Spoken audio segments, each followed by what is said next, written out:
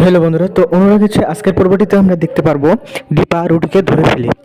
এদিকে দীপাদের বাসায় পুজোর অনুষ্ঠান চলতে থাকে এবং সে সময় সূর্য সূর্য চলে আসে দীপার সামনে বাড়িতে এবং দীপাকে বলে, সূর্য আপনি চলে এলেন।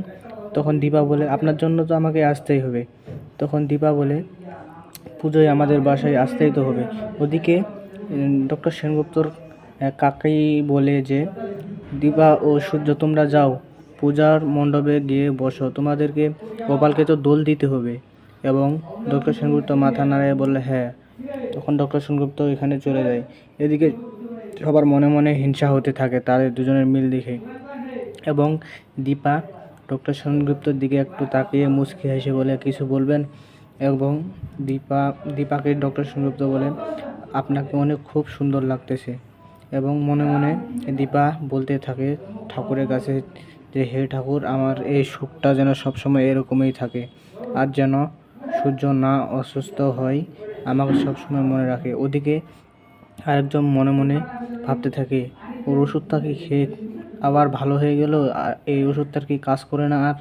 তখন সে মনে মনে আবার একটি কুচিন্তা বাড়তে থাকে তার মনে।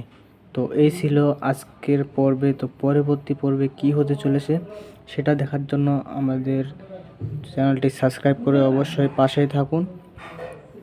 লাইক, কমেন্ট ও শেয়ার করে দিন। ভালো থাকবেন বন্ধুরা। হ্যালো বন্ধুরা, তো অনুরাগ হচ্ছে আজকের পর্বটিতে আমরা দেখতে পারবো দীপা রুটিকে ধরে ফেলে।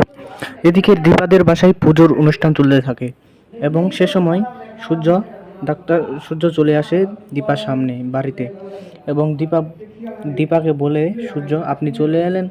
তখন দীপা বলে, আপনার জন্য তো আমাকে আসতেই হবে। তখন দীপা বলে, পুজোয় আমাদের বাসায় আসতেই তো হবে।